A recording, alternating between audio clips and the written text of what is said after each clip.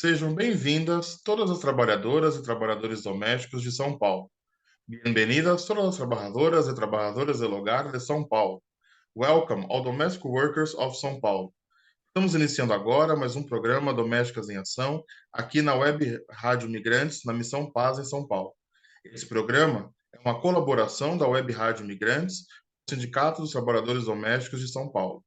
No programa dessa semana, nós recebemos nossos colegas do Sindicato dos Trabalhadores Domésticos da Bahia. Primeiro, nós gostaríamos de apresentar a Milka Martins, secretária-geral do Sindicato dos Trabalhadoras Domésticas da Bahia, e também diretora da FENATRAD, que é a Federação das Trabalhadoras Domésticas. Olá, Milka, seja bem-vinda ao nosso programa.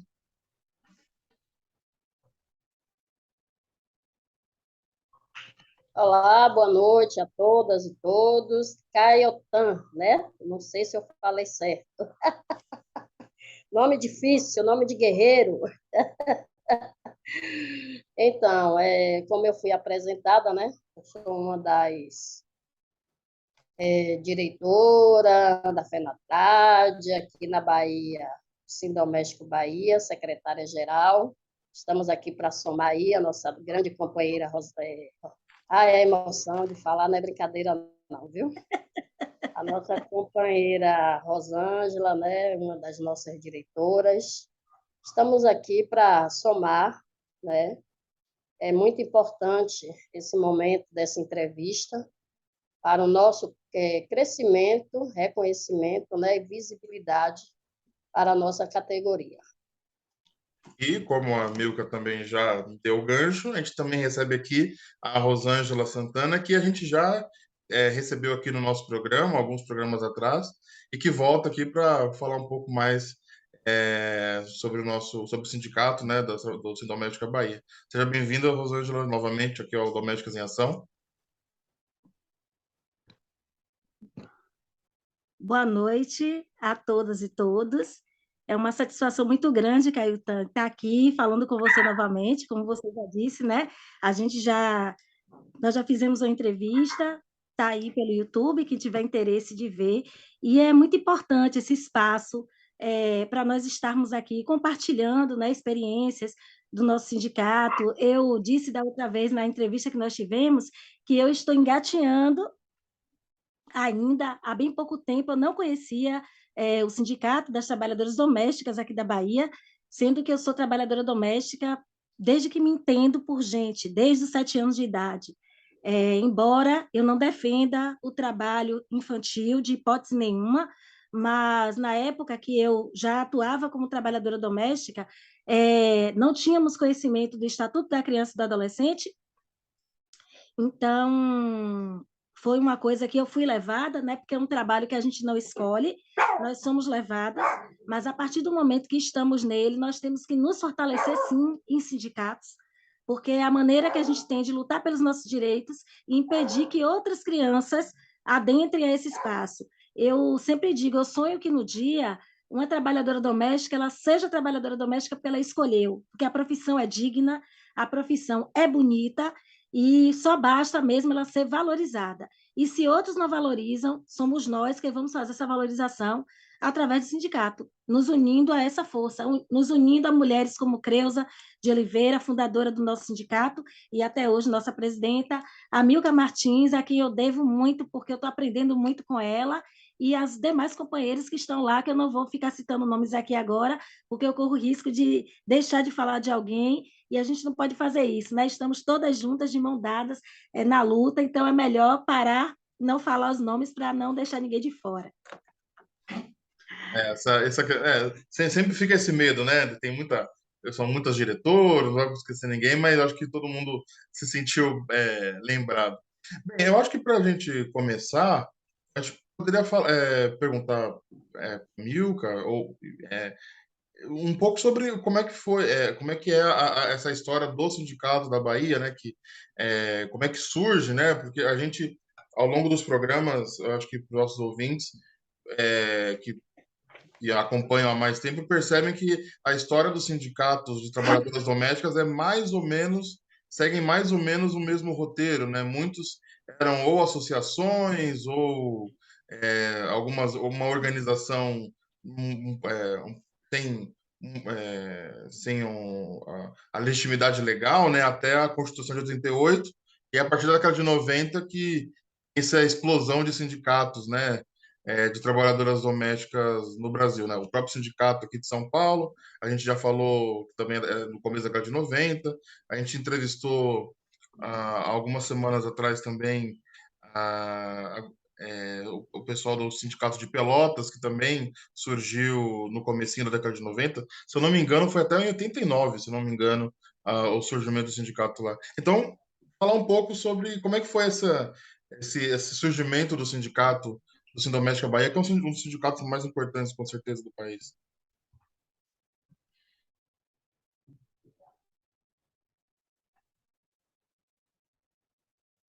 Milka, eu acho que o seu microfone está desligado.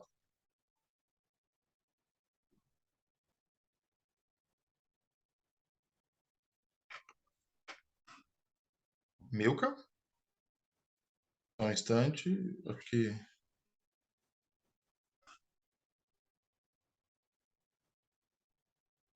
a gente ainda não te escuta, Milka.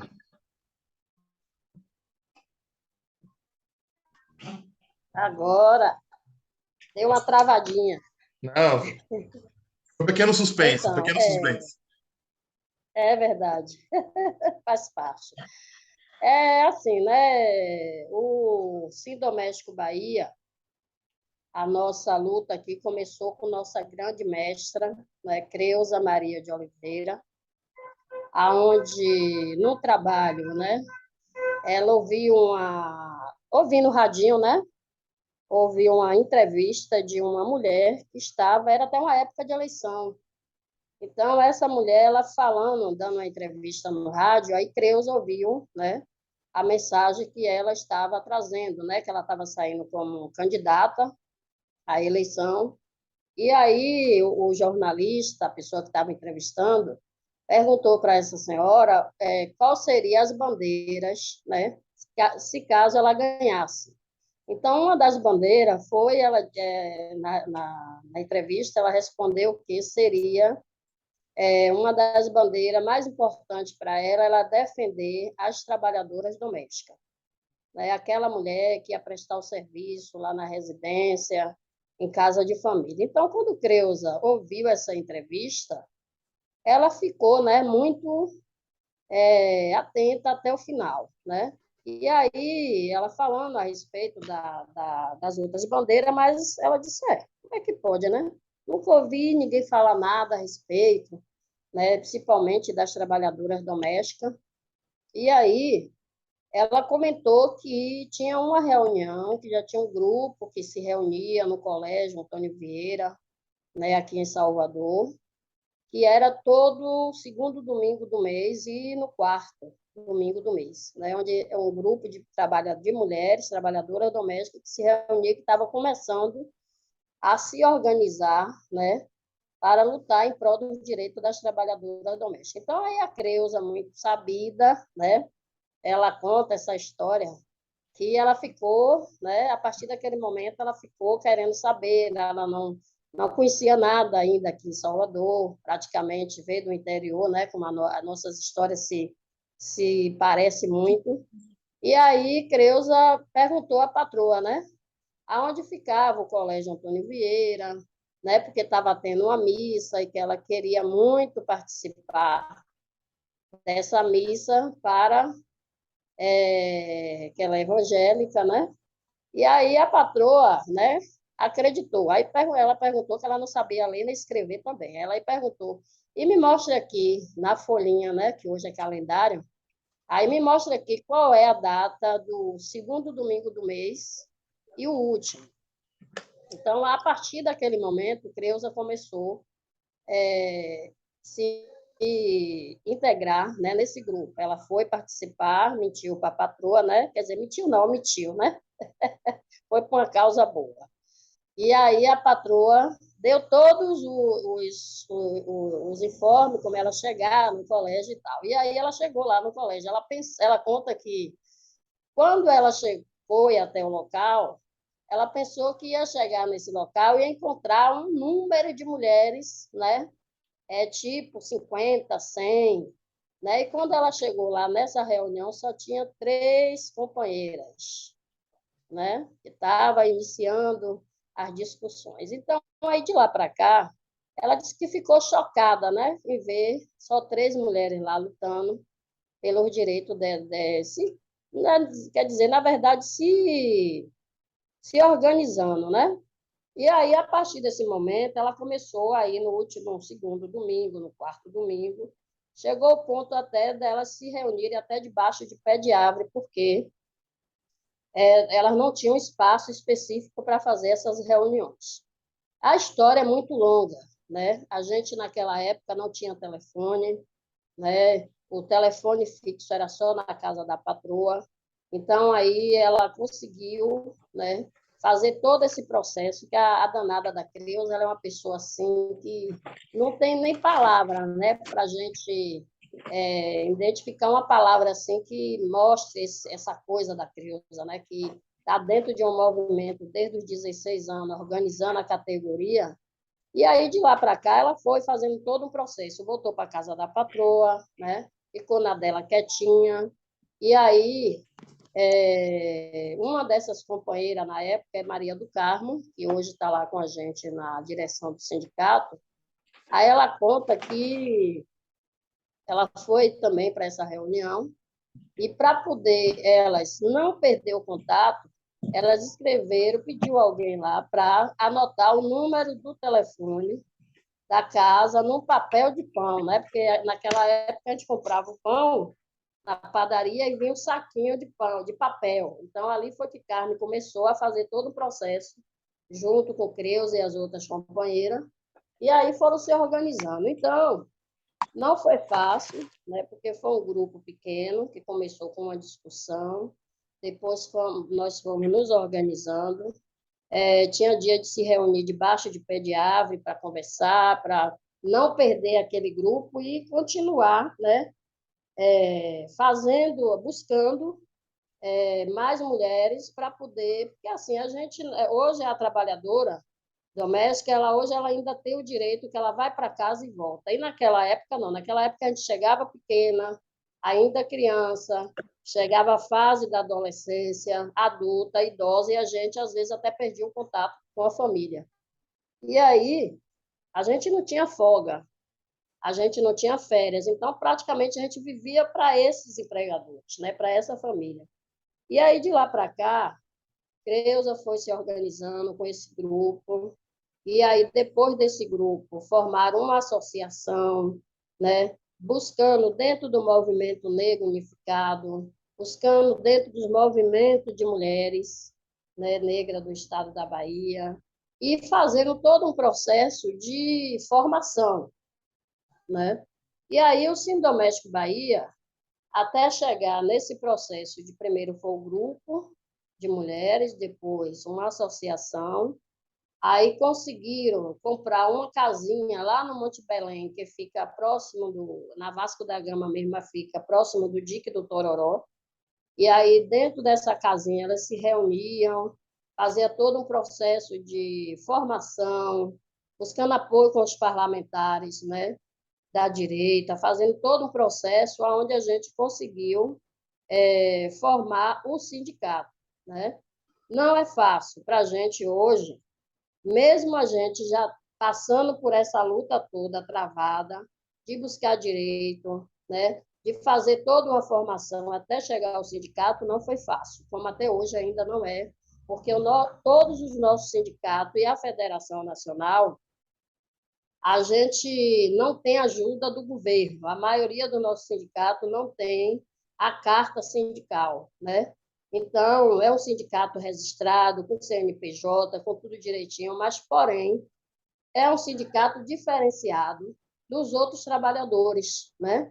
A gente aqui, no nosso sindicato, assim como nos outros, é o mesmo perfil, é um sindicato que vive de projeto, né?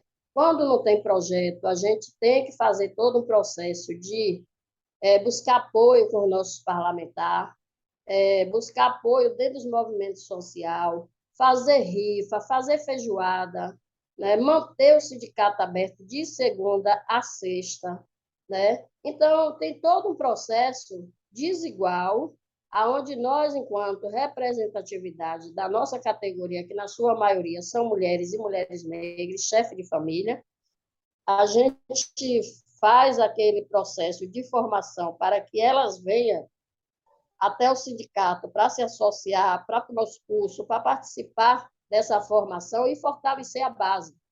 E o nosso sindicato, ele completou agora, 13 de maio, ele completou 32 anos de luta e resistência. A gente nunca deixou a porta desse sindicato fechar, né? É uma luta assim que a gente precisa ter consciência da importância da mão de obra que nós, enquanto classe trabalhadora, né, a gente tem uma grande participação na economia mundial, não é nem nacional. Porque essa trabalhadora, como eu, a Rosângela e tantas outras, a gente passa pelo preconceito na questão de raça, de gênero e de classe, né? Porque eu moro aqui em um bairro periférico onde se chama Mata Escura. Até eu chegar no ponto, acordando às 4 da manhã, né? Hoje eu construí minha família, mas muitas lá atrás que nos antecederam não chegaram nem a construir sua família, porque praticamente ela ficou escravizada, né? Dentro dessa residência durante muitos anos. Então, hoje está idosa, ou até muitas naquela época até morreram, né? E o trabalho doméstico, ele oferece muito risco, como o abuso sexual, o abuso verbal, o abuso psicológico, né? A gente luta para que o trabalho doméstico tenha fiscalização, assim como nas empresas. Por quê? Eu mesmo fui uma dessas vítimas, né? O primeiro direito da trabalhadora com 7 anos, que é uma criança, ser retirada do seio da família com a proposta de estudar para vir para a capital. Então, esse foi um dos primeiros direitos que a Constituição de 88, a nossa grande áurea, que é a Constituinte, está lá dizendo que todo cidadão, né, ele tem o direito igual. Mas por que que o filho do branco, né, os filhos dos patrões, eles passam por um projeto de vida antes de vir ao mundo? E por que que nós, filho de mulher negra, trabalhadora doméstica, a gente tem que ser retirada, né, do seio da sua família para vir para fazer o trabalho ainda na infância? E esse direito é negado. Então, o nosso sindicato, ele tem esse diferencial, né? Porque qual é o papel do sindicato? O papel do sindicato é entrar em defesa, né, da categoria. Que defesas são essas? O direito trabalhista, né? Só que o nosso sindicato, ele tem um diferencial porque a gente tem outras bandeiras. A gente percebe que dentro dessa desigualdade, a gente não está lá só para defender o direito trabalhista da nossa categoria, mas sim, nós lutamos pelas creches, porque nós, quando saímos de casa nesse horário, 4, 5 horas da manhã, a gente corre risco de vida, a gente não tem segurança dentro do ônibus, a gente não tem segurança no próprio bairro onde a gente vive, e o pior de tudo é que a gente não tem segurança onde deixar os nossos filhos, né? Porque não tem creche, né? Não tem escola a tempo integral, ou seja, essa política pública que tanto a gente sonha, que um dia a gente tenha no próprio bairro, né? A questão da moradia, porque a maioria dessas mulheres, a gente vem do interior, dorme no local de trabalho. Por que que os outros trabalhadores, quando dormem no local de trabalho, quer dizer, dorme não, né? Está lá prestando serviço à noite. E tem lá o direito de dizer, olha, à noite eu tenho que receber o adicional noturno, e por que nós, trabalhadoras domésticas, os empregadores não respeitam esse direito? Porque há uma desigualdade aí social, né?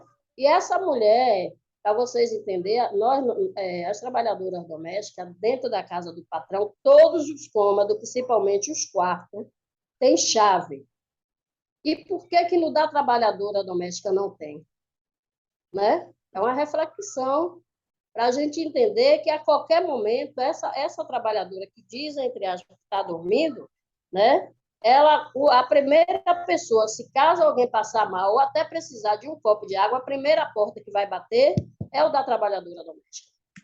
Então, o nosso sindicato ele faz a formação, né, com os cursos de qualificação. Nós vamos para a escola à noite, na escola municipal, escola estadual, faculdade, fazer palestra para falar da importância, né, para que a gente saia dessa invisibilidade, né, e que as pessoas nos vejam, que a sociedade nos veja, que a sociedade entenda que o trabalho doméstico ele é tão importante quanto o do médico, do engenheiro, do advogado, do promotor, do juiz, né, dos próprios motoristas do transporte público. Ou seja, no dia que nós, trabalhadoras domésticas, tiver essa consciência que hoje eu tenho, a Rosa tem, assim como Creuza fez essa formação, nos preparou, né? E fazer valer esses direitos, e a gente fazer uma greve, não precisa ser nem de 2 dias, 3 dias, mas sim de meia hora ou 40 minutos,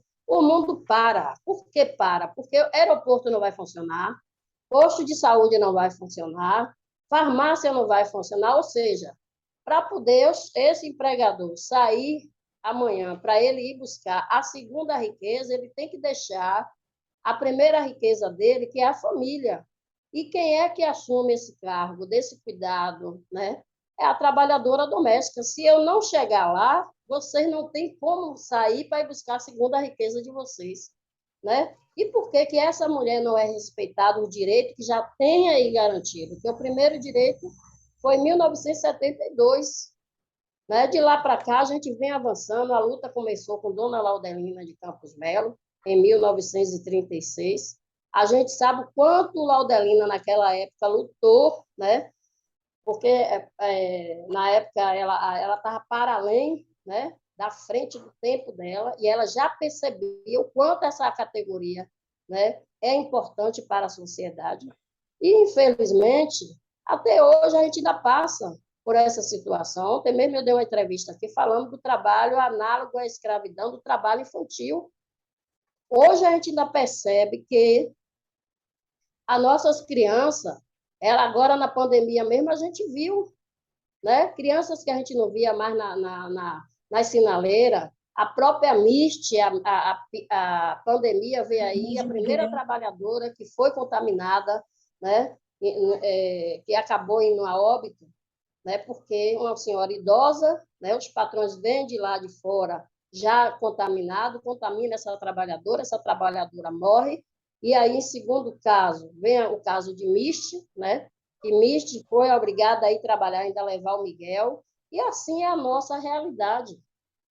É a nossa realidade enquanto trabalhadora doméstica, enquanto mulher negra, né? E existe uma lei que está lá dizendo que eu tenho que estar, esse contrato tem que ser feito, e essa carteira de trabalho ela tem que estar assinada e entregue com 48 horas com todos os direitos garantidos. E a gente sabe que a maioria da nossa categoria no Brasil, mesmo a gente já tendo uma lei que já está perto de completar 50 anos, né? Hoje, a maioria ainda trabalha sem essa carteira assinada. Eu estou hoje com 53 anos.